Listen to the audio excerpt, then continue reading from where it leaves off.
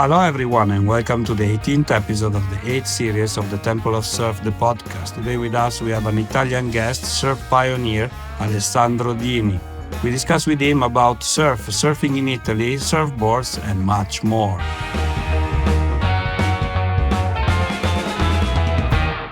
Bye. Alessandro, welcome to the show. Where are you today? First of all, it's an honor for me to be on your podcast. I am in Viareggio in a very bad day.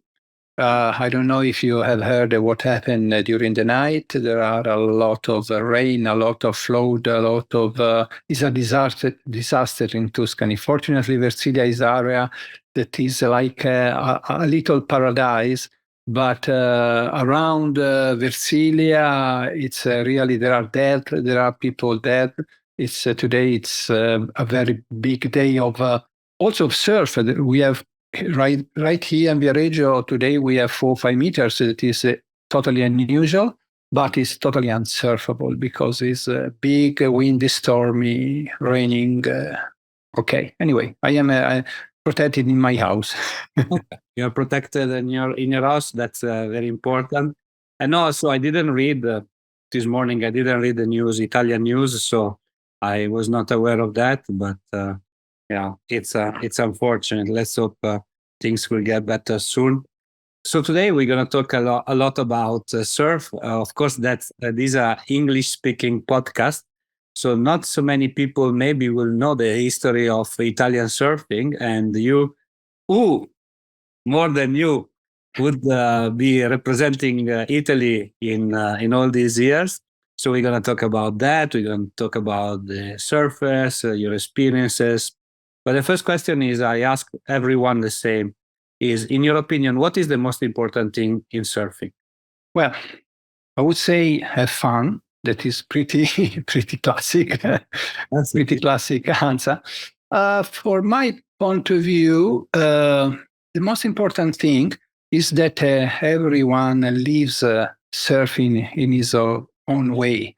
And for what concerns me, is a little out and far from the classic pattern. And I want to explain you better. I started to surf at the beginning of the 80s. And immediately after I started to surf, I also started a passion of photography. And so each time I was in the water, I felt this need to get out, make some photos. And I don't know why. At the beginning, it was just like this. It was just...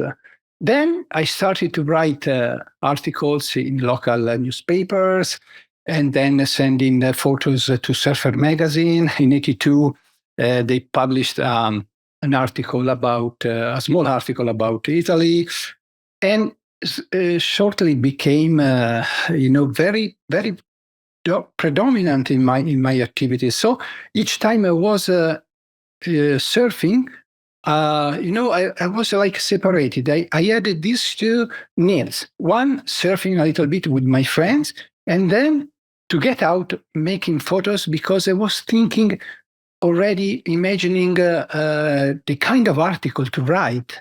So, how nice it is to make photos, to shoot this day, these waves. And I was thinking also how the article could, on the newspaper and after on Surf magazine, how it could came out. So I was imagining the text, the photos, even the graphic sometime, imitating the classic graphic of surfing and Surfer magazine. People don't imagine how somehow painful it is to be so separated. I wanted to stay in the water. I wanted to make photos. So this is so. And the most important thing for me, just to answer to your question, is to live surfing the best you can in your own way. Yes, thank you for that, for sharing that. And so now, how many articles and how many photos you you did so far? Do you keep the count or? Oh, yes, I have so many because just from the first days of surfing, I was taking photos. So I have a archive, I say in English, file, archive of photos from the very, very beginning, the pioneers of surfing, the first contest in Italy. And I'm pretty sure that at least of the first 3, 4 years, nobody else in Italy has this patrimonio of photos. I think I have 1,000, maybe not dozen thousand, maybe 100,000 more photos. A lot. I don't know. It's impossible to say because especially when digital started, I was making so many photos, and it's impossible to say, but so many.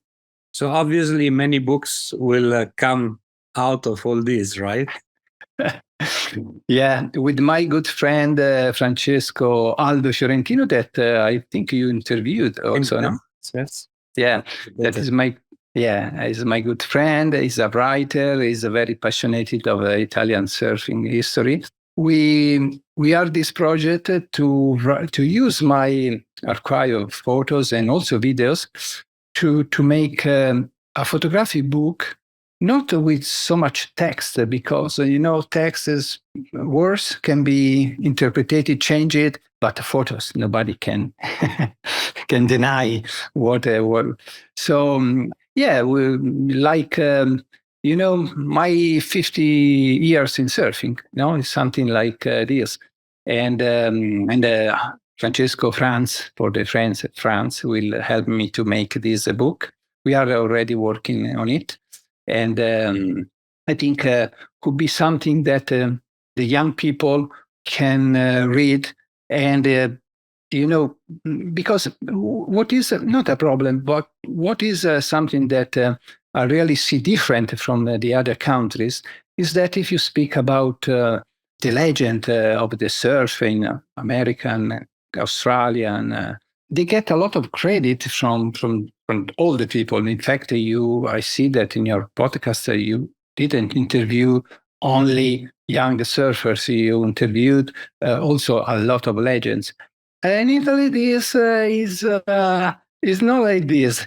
The magazine, media, they don't give room to these pioneers. And I think that, not for myself in particular, but for all the pioneers, is something that it should start because, we say, who don't know the past can't live properly the present and the future.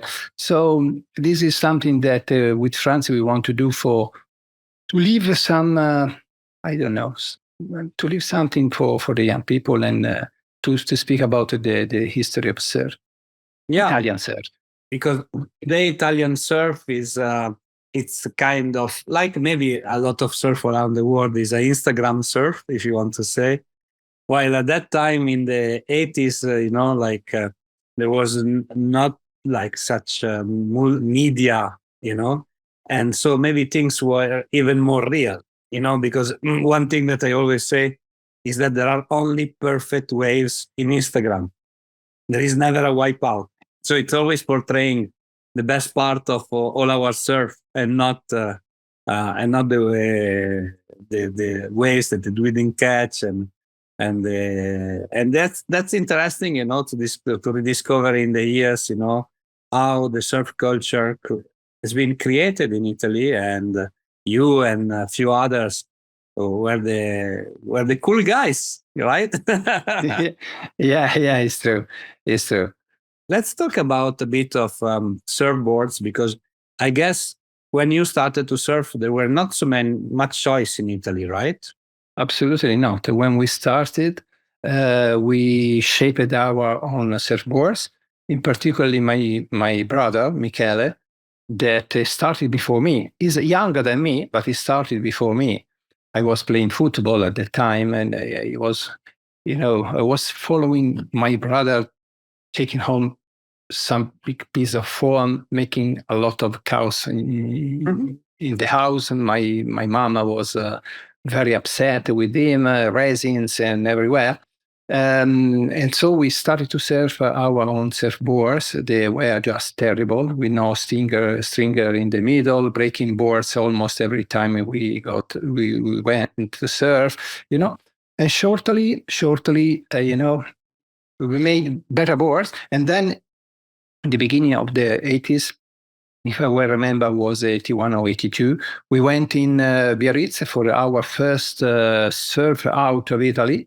And there we discovered everything, surf shops, leashes, because we were surfing with just ropes and wetsuits, leashes, and we did buy the first surfboards. And then after 1 year after, in 83, I started the first Italian surf shop called Natural Surf in Viareggio. That has been the real first Italian surf shop specialized on surfing. There were already some windsurf shop, but they didn't have anything about surfing.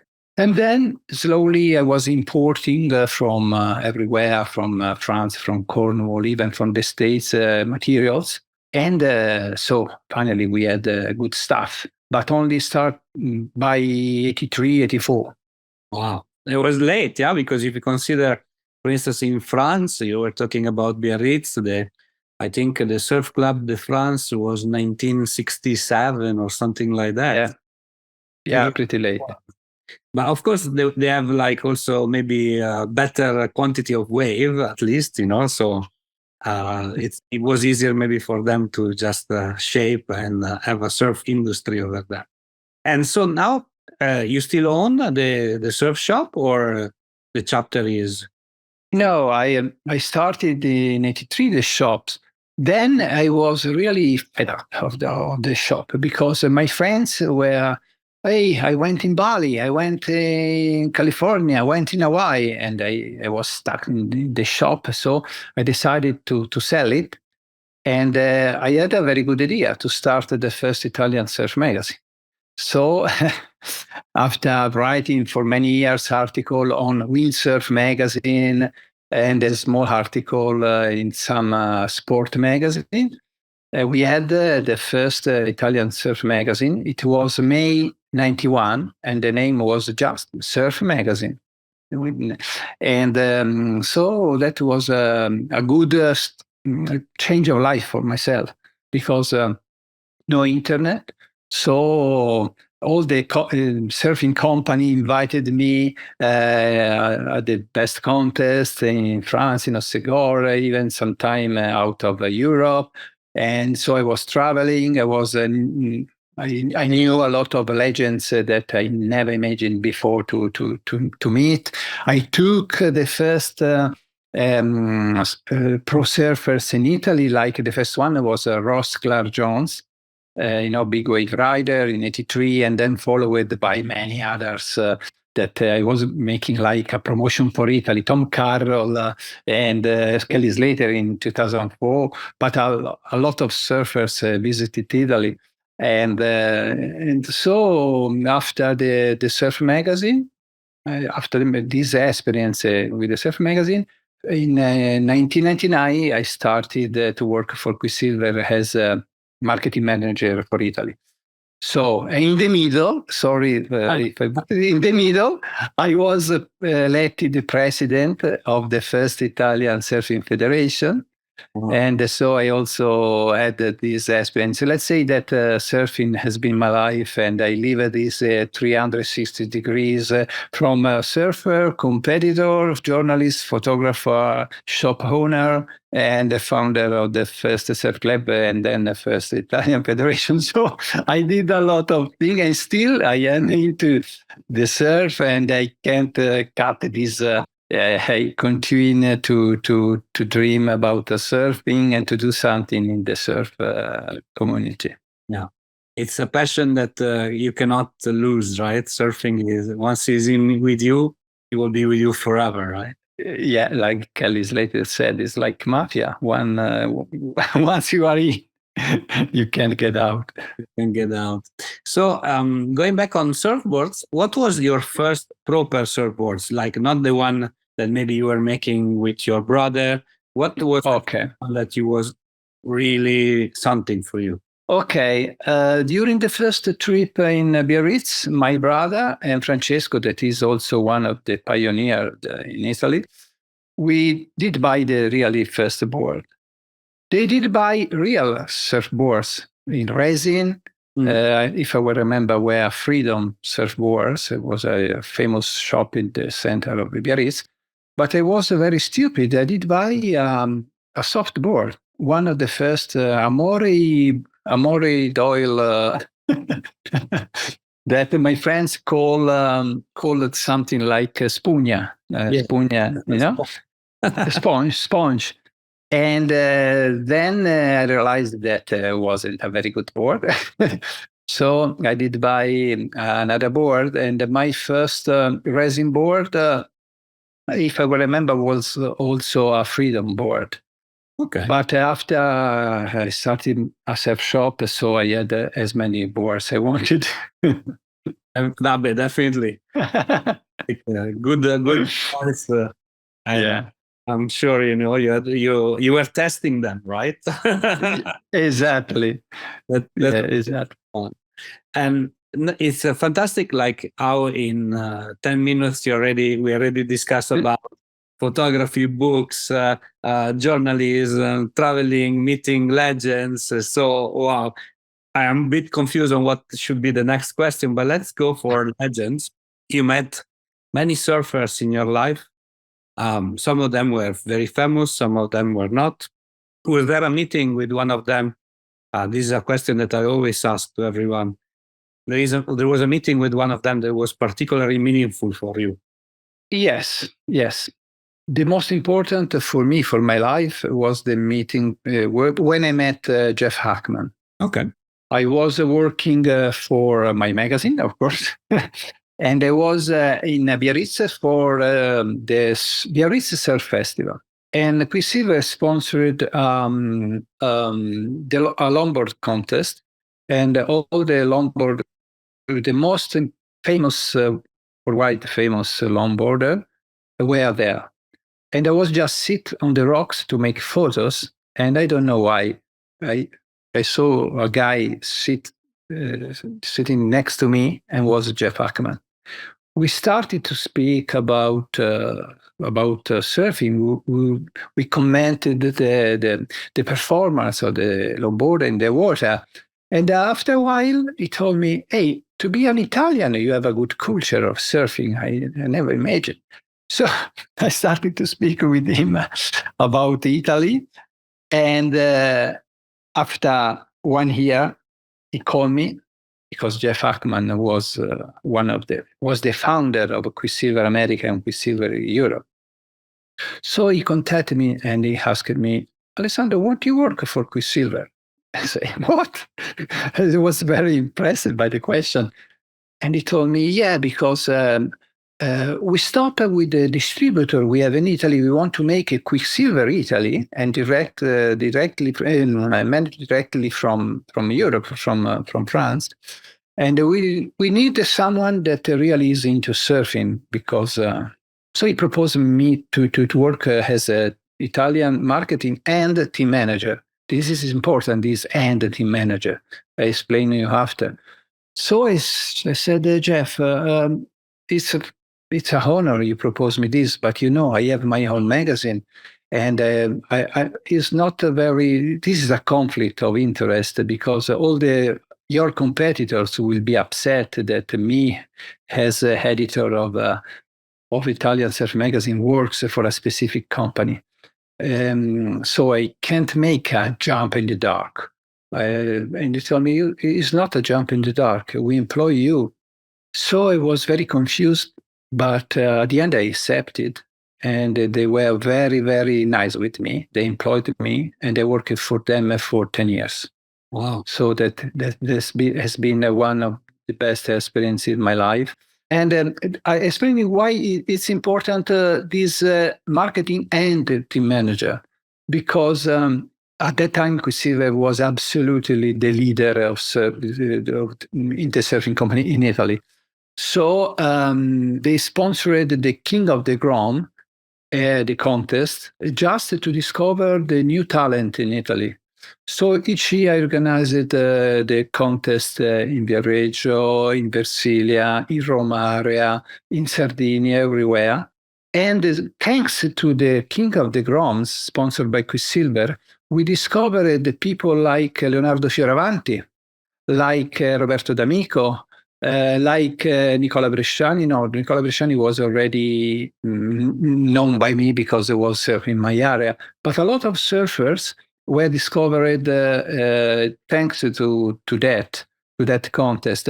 So I put in the team Quicksilver some of these guys that after they became the most famous Italian surfers. So I think that some of them should thank me for that, but more than me, Quicksilver. Because that was a great era for the brand in Europe, right? So, and Amazing. in effect, now I will go two ways. I have one question, but I have also a spoiler. So let's go for the spoiler. By coincidence, on Monday, I will interview Jeff Ackman. Yay. So it will be your episode first and then followed by his episode. Amazing. So spoiling to you, but also to, I usually don't do that, but also to the people listen. Tell me one question that I should ask to Jeff. If you still remind of me, first of all, say thanks from my side for everything I did for myself. Because it changed really my life. I did experience that be impossible in another way because I knew all my legends. I knew all my legends, Rabbit, Bartholomew, and old Mark Richards came in Italy many times, and the Shapers and Simon Anderson and Mark Richards. I became friend with the legends that I never could. But it's something that I could. So say him big, huge thanks from Alessandro. And then say him that I know that now he's living in the Cote Basque, in the Costa Basca, Cote Basque. And so because he lived out of Europe for some years, so I really want to meet him once again. Or invite him in Italy, but I needed to meet Jeff once more. Okay, that will. Okay. I will be. So that was the spoiler, but I have a question because I also read in some of your interview that you have done about giving back the surf industry to surfers, right? Oh, of course. And today, we have seen the WSL, we have seen many things. That kind of purity of people that were surfers is disappearing, right? And as a consequence, also the brands are disappearing.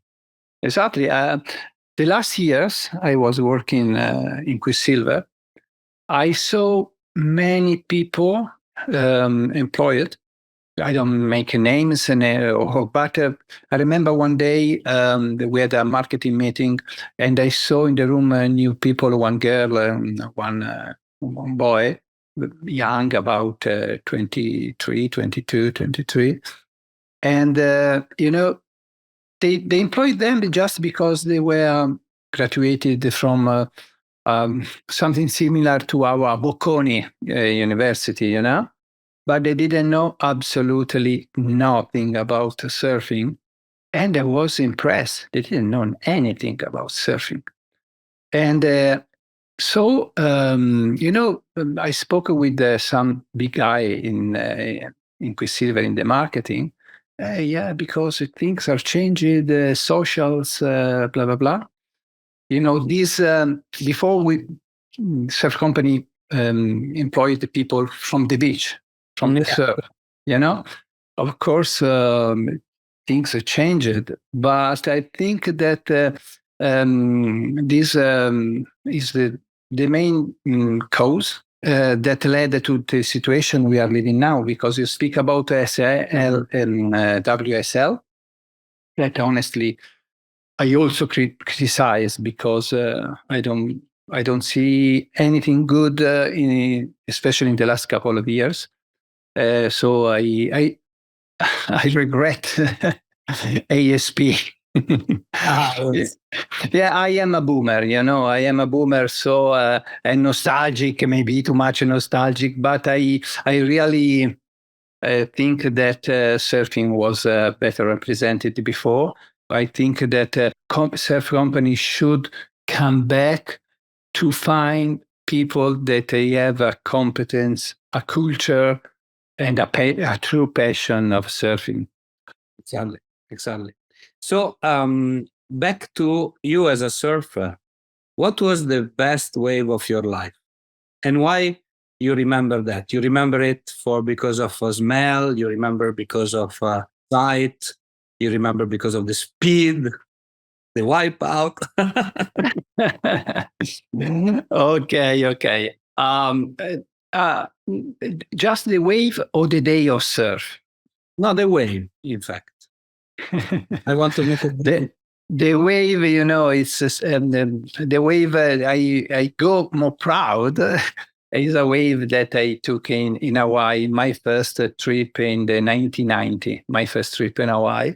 It was a day I went there just to make a report of the pipeline master because it was sponsored by Quicksilver. I wasn't working in Quicksilver in 1990, but the local distributor, Italian distributor, helped me to go and change to make a very good article. So it was one day that pipeline was at the beginning was okay. The contest started, but at lunchtime they stopped it because it was going smaller. And I went in the water to surf, and I got some good wave. And I also injured in my foot, but it's okay. So I surfed at the beginning Pupukea and then slowly paddling into pipeline. And I was able to get a couple of waves, and one was my best wave. And I don't know, maybe it wasn't the best, but was in pipeline. And I know very few people can say to have to surf. Very few people Italian, don't Italian people could say I have surfed pipeline. Was not a big pipeline, but it was pipeline. And do you remember who won the contest that time? Yes, let me think. In 83, I was there also and won Derek Coe. And if I will remember, won Tom Carroll. Okay. That's all the team in the final was Tom Carroll, Jeff Booth, Richard Dogmarsh, if I will remember, all Quicksilver people. So the Italian distributor was very happy about the report. Of course. When we talk about this interview, I'm jumping one side to another, but it's okay. No, it's perfect. And we do. I want to go back to the Italian surfers in the beginning of the 80s. We said before there was a very small community, right? Yes, at the beginning, yes, we were very few people in all Italy. Some small group in Versilia where I live, in Genoa, in Sardinia, and in Rome. These were the four places where it started small groups of surfers. And today, how is it? A lot of surfers? Oh, it's amazing. Nobody was able to make a very precise, but you can imagine when I was president of Italian Surfing Federation since 97 to 2001, we did like a census, and we were about 20,000 already in that time. Now, a rough calculation that I have heard, but I don't know the source exactly who did this. I think was maybe is coming from our Italian Olympic Committee. Is speaking about much more than 60, 70,000 people. That is pretty amazing. I guess there is no space in the waves for all these people, right? Exactly. The most popular surf spot sometimes is totally crowded. Unbelievable. Again, big question, but no polemics around it. It's like, is it true like that smaller are the number of surfer in the water, more localism is present rather than when you have like big people, such an amount of people that you cannot stop. You are forced to accept the reality that, that is the fact that Okay. it's for everybody. Okay. So I don't want to ask you whether there was localism in Italy, because there is localism everywhere in the world. But how did you live those early years? It was more inclusive culture or was exclusive one? But just a few days ago, I read something on the socials about the people complaining about surf schools, that there are too many surf schools. There are people that form too many instructors, and so there are so many people in the water. And I think that in some area, depend they are in some area, this it can be a problem. Also is subject to the conformation of the coastline, because, for example, in Versilia, where I live, you don't have a specific spot because it's a long stretch of sand, like 20 kilometers of sand. Waves are similar everywhere, so the surfing community can spread enough in all these breaks, so there is less tension. But if you go in places like Banzai in Roma or Varazze in Liguria, of course, this is a point break, and is making the best wave in the area, so everyone goes there. And there is a lot of, not a localism, but there are a lot of people that can't handle sometimes the conditions, and it's dangerous for everyone in the water because not enough experience. So it depends a lot on the area you surf, but definitely the surf community is continuing to grow. And a good point that I push people to think about this is true. Surf school, they created too much people, too much new people go in the water, but also they educate them, because my generation, nobody was explaining us the rules in the water, the surfing etiquette. So you still hear people in the water saying, "Hey, I jumped in the feet on the feet before you." It is not a rule who is jumping on the boards before, but it's more who is more inside. So and the surf school is still created more people, but at least if the school is good, the instructors are good, they say to the people how they must. You know what I mean, They give them the rules. Yeah. The rules. So I prefer to stay in the water with 10 people or 20 people. They know what is interference, what is dropping in, etc., before, instead of to be just in four, but without any respect of the surfing etiquette. Definitely. No, I see what you mean. And before you were saying about the fact that due to competition contests like the one that organized by Quicksilver, name like Roberto D'Amico, Leonardo Fioravanti were able to have like a stage, to become international name. And of course, today Leonardo Fioravanti is one of the best surfers, top 20 surfers in the world. But what's next for Italian surfers? For you that you know so much the Italian culture and surfer, you see any upcoming one that could be at that level, or there is really a huge, let's say, space or barrier between Leonardo and the rest of the pack? Well, first of all, it's very difficult to have another Leonardo Fioravanti because it's something that happens for multiple reasons. That is too long to explain. He has talent, but also everything went clockwise for him. So it would be very, very difficult. But I see now that surfing is an Olympic sport, and our Olympic committee give more money to the surf, and I think that it could soon we could have the right conditions to create some strong surfers.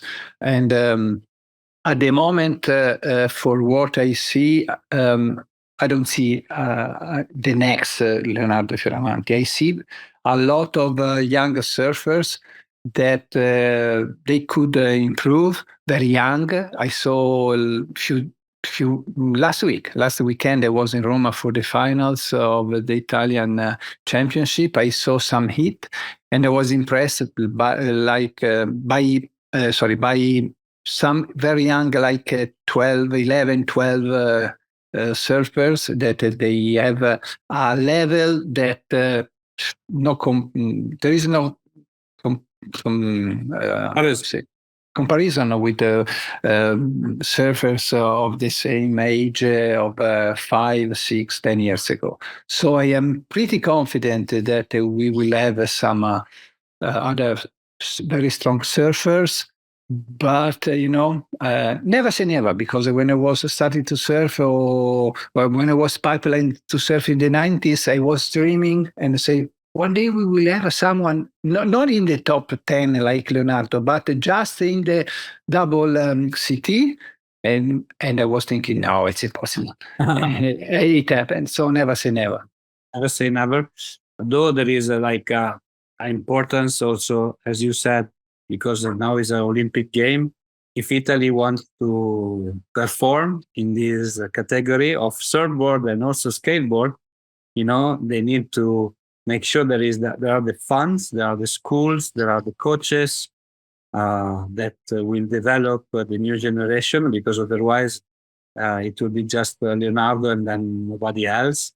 And it's a pity, because other federations, Spanish and German, they're really behind their athletes, and they're trying to build the people of tomorrow, the surfers of tomorrow. So we hope we're gonna have many more. Also in women surfing, why not? Because it's exactly women. Okay, all my friends, they run surf schools in Viareggio as well as in other place in Italy. They tell me that the number of girls that they start to surf is amazing. And in some cases, like for example in Versilia, in my area, they are even more than the boys.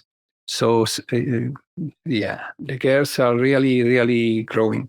And as you say, to form new talent, new Leonardo Fioravantis, you need the money. You need the money because it's a long procedure to start to find the right coach and to let them surfing regularly out of Italy, because I pushed Italy since the beginning, but it's not the best place to stay in shape and to surf. So you need the money, and honestly, I think that now the Italian Federation, they have the money and the tools to do it. I only hope that they choose properly the people, because it's a matter of money, but it's also a matter of people. But I stay confident about it. Yes, let's hope. Let's hope. So we're gonna conclude this interview with a 6 short Q&A session. So please answer the first thing that comes up to your mind. Okay. So the best surfboard that you ever ridden. Okay, I make two different. Longboard, Donald Takayama. Oh, good one. And a shortboard, I would say Simon Anderson trusted, the inventor of Simon Anderson. Not bad. Not bad choice. Okay. Honestly, as Italian, I should name some Italian shaper that I am friend of many of them. So they have all my respect, and sometimes I have served their board too. Okay, fantastic. But then maybe you can tell me your favorite Italian shapers. I don't want to put you in trouble. So, No, you're putting me in trouble. okay, so then let's go international. I don't want you internationally. Who's your favorite shaper of all time? Of all time, I would say Olmeric. Okay, Abe, yes, of course. Legend. Yeah, it's a pretty classic answer, but I really think that the squash tail he developed took surfing really to another level. Maybe I'm wrong. I don't know. That's what I think. It just came to my mind like there is no surf museum in Italy, huh? Oh, you touch something that really I really care. I proposed to the town because I surf in Italy, and I don't say that we have been absolutely the first pioneers of surf in Italy. Maybe yes, maybe not. It's very difficult to prove. But for sure, nobody can deny that Versilia, my area, is where surfing developed, where we organized the first contest, and the first surf shop, etc., etc. So I pushed a lot of the town council of Viareggio to do the first Italian surfing museum that I can supply them with so many things. But it's difficult. You have to do with politics, with false promises, with this stuff. So I know that they started a museum that I also visited last spring in Bugerro in Sardinia. I visited it. There are still a few things. The museum is not so small, but anyway, is the stuff I saw inside at the moment was still small, but definitely we deserve a true Italian surfing museum. Yeah. Somewhere. Sorry, I thought about it at the end of our interview, but it was kind of a due question. So, personal question: your favorite song? Oh, as I told you, I am a boomer. I am not into the music of nowadays. Pink Floyd, I would say my best song, I could say Comfortably Numb. Okay, very good. Class. Favorite surf spot? Italian or around the world? Italian. Or both? Both. Both. Okay. It's pretty hard for me. But, I don't say the best ways, but the best spot because I live is my place in between Piazza Mazzini and Il Molo di Viareggio. Il Molo is our jetty. Piazza Mazzini in this area, I think, is my preferred surf spot. And in the world, mental-wise, it is the best surf trip I ever did, mental-wise. With Jeff Acon again, once again. Your favorite surfer of all time? These are hard. Okay. I would say Sean Thompson. Oh, wow. Yes. I would say Sean Thompson because I am not, once again, I am a boomer. So my idols were, in the beginning, end of the 80s, the 70s, sorry, and the 70s, beginning 80s were Sean Thompson, Mark Risha, Bartholomew, Rabbit. And so I am very, those are my idols. But Sean Thompson, for me, probably wasn't the best surfer in absolute, but I think is the one that still nowadays is so busy in to push surfing, the right spirit of surfing, and I really like him as a person and as a surfer. Yeah, I agree with you. He's a fantastic person. He has been in the show as well. We talk about the code that is like his way of interpreting surfing and teaching surfing. And we talk about also his life beyond being a world champion. His personal life was not the easiest one, and so that makes Totally. And when you think about legend, you go beyond the sport, right? So definitely, I totally agree with you. Last question is a little bit unusual. I would like to know your best relationship advice. Can be a relationship with friends, can be a relationship with girlfriend or wife, can be a relationship with anybody, but Advice. Okay. I don't know if I am too so wise to give advice, but I try.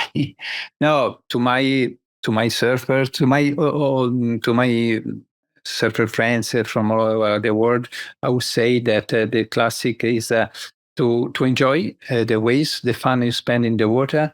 Don't forget what Philip Edwards said, that the best surfers is the one having more fun.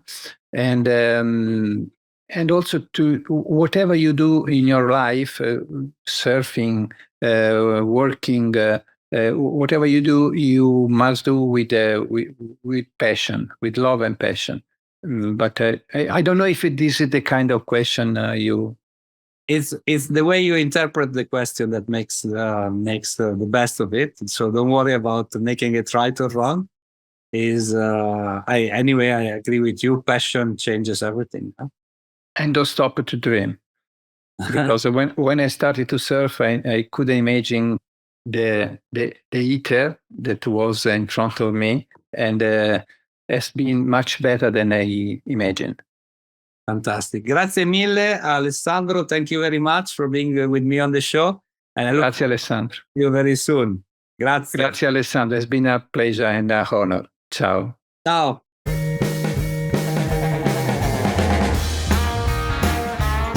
Hi, it's me again. I hope you enjoyed our today's episode. If you want to know more about us, please follow www.thetempleofsurf.com and all our social media. Mahalo!